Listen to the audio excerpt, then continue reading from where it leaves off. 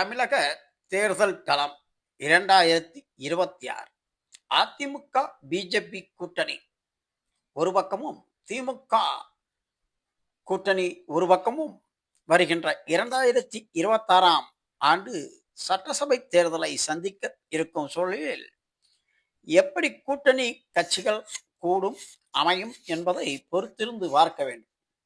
ஆனாலும் பாஜக போட்டியிடும் 20 தொகுதிகளும் அதற்கான வேட்பாளர்களை பற்றிய ஒரு கணிப்பு பட்டியல் வெளிவந்துள்ளது. இச்சூழலில் 2021ஆம் வருட தேர்தலில் பாஜக தமிழகத்தில் 20 தொகுதிகளில் போட்டியிட்டது. 4 தொகுதியில் வெற்றி. அது சென்னை துறைமுகத்தில் வினோத் பி செல்வம் தோல்வி. இவர் 31% வாக்குகளை பெற்றிருந்தார். அதேபோல் சென்னை ஆயிரவிளக்கு பகுதியில் நடிகை குஷ்பு, இவர் 29% வாக்குகள், கிட்டத்தட்ட 39,237 வாக்குகள் பெற்றிருந்தார். அதேபோல் டாக்டர் சி நாகேஷ்குமார் தலி தொகுதியில் 64,000 வாக்குகளும் பெற்றிருந்தார். திருவண்ணாமலையில் எஸ் தங்கவேலு 43,000 வாக்குகள். திருக்கோயிலூரில் கலிவர்தன் 51,000 வாக்குகள். சி கே சரஸ்வதி மொடக்குறிச்சி 78,125 வாக்குகள். கிட்டத்தட்ட 250 வாக்குகளுக்கு குறைவாக இத்தொகுதியில் பாஜக வெற்றி பெற்றது.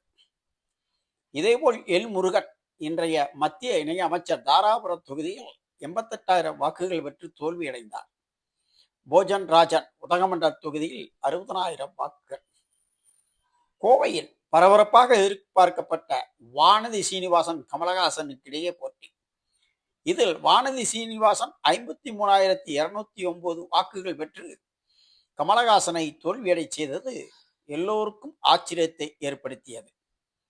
இதைவிட ஆச்சரியம் அவரக்குறிச்சி அண்ணாமலை போட்டியிட்டு தோல்வி அடைந்தது அனைவருக்கும் அதிர்ச்சியே. கிட்டத்தட்ட 68,000 வாக்குகள் பெற்றிருந்தார். இதேபோல் டி பெரியசாமி திட்டக்குடி 62,000 வாக்குகள். பூண்டி எஸ் வெங்கடேசன் திருவையார் 49,000 வாக்குகள் பெற்று தோல்வியடைந்தார். பரபரப்பான பேச்சுகளுக்கு பெயர் பெற்ற ஹெச் ராஜா காரைக்குடியில் 54,000 வாக்குகள். இதேபோல் மதுரையில் டாக்டர் பி சரவணன் மதுரை வடக்கு 50,000 வாக்குகள். விருதுநகர் ஜி பாண்டுரங்கன் 51,000 வாக்குகள் பெற்று தோல்வி. டி குப்புராமன் ராமநாதபுரம் 60,000 வாக்குகள். திருநெல்வேலி நயினார் நாகேந்திரன் 92,000 வாக்குகள் பெற்று வெற்றி பெற்றார்.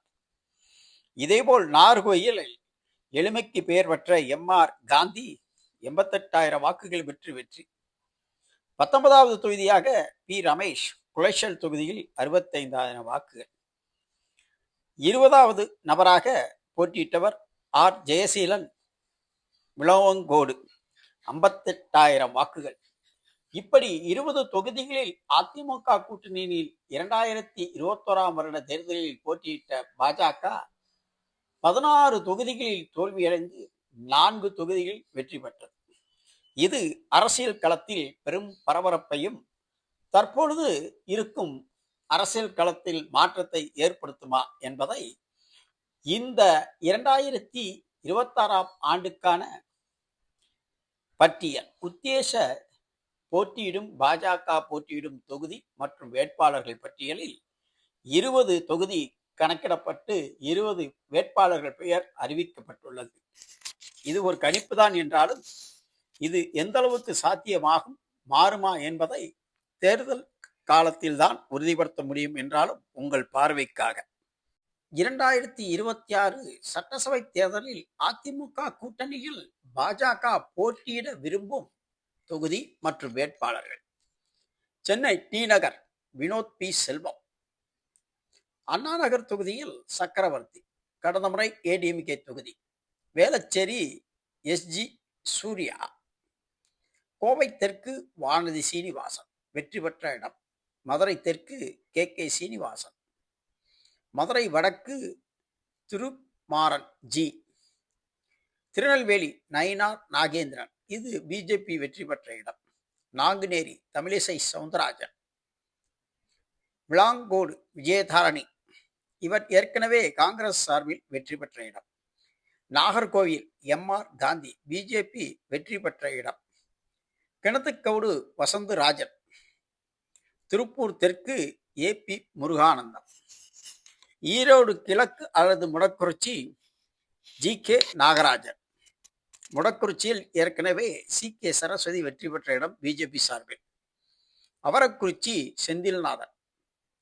வேலூர் கூட்டணி கட்சி சார்பாக ஏ.சி. சண்முகம். கேவிக்குப்பம் கார்த்தியாயினி. ராசிபுரம் வி.பி. துரைசாமி. திருச்செந்தூர் அல்லது தென்காசியில் சரத்குமார். பேராவூரணி கருப்பு முருகன். பரமக்குடி பொன் பாலகணபதி. நெய்வேலியில் அஸ்வஸ்தாமன். இப்படி 21 தொகுதிகளில் பாஜக போட்டியிடும் தொகுதிகளையும் வேட்பாளர்களையும் கணிக்கப்பட்டு வெளிவந்துள்ள செய்தி.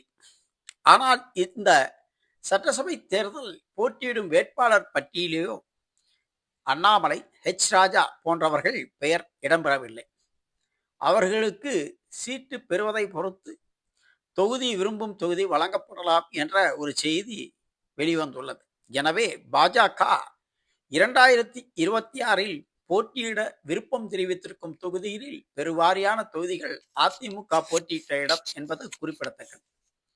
4 இடங்களில் கடந்த முறை வெற்றி பெற்ற பாஜக இந்த முறை பெருவாரியான கிட்டத்தட்ட 13 தொகுதிகளை தாங்கள் தோல்வி அடைந்த தொகுதிகளை மாற்றியிருக்கிறது. மேலும் அதிமுக போட்டியிட்டு தோல்வியுற்ற இடங்களாக இருந்தால் பாஜக வெற்றி பெறக்கூடிய தொகுதிகளாக கணித்து இந்த தொகுதிகளை தேர்வு செய்துள்ளது குறிப்பிடத்தக்கது. எனவே தேர்தல் களம் 2026 பிஜேபிக்கு எந்த தொகுதி அதிமுக வழங்கும், அதை ஏற்கும் என்பதை பொறுத்திருந்துதான் பார்க்க வேண்டும்.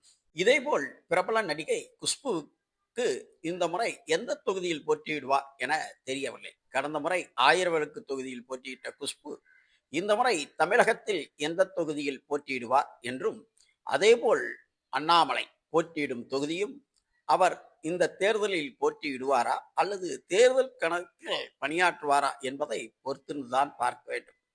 இந்த தொகுதிகள் அனைத்தும் மாற்றத்திற்கு உட்பட்டது. இந்த தொகுதிகள் எண்ணிக்கை கூடலாம் குறையலாம்.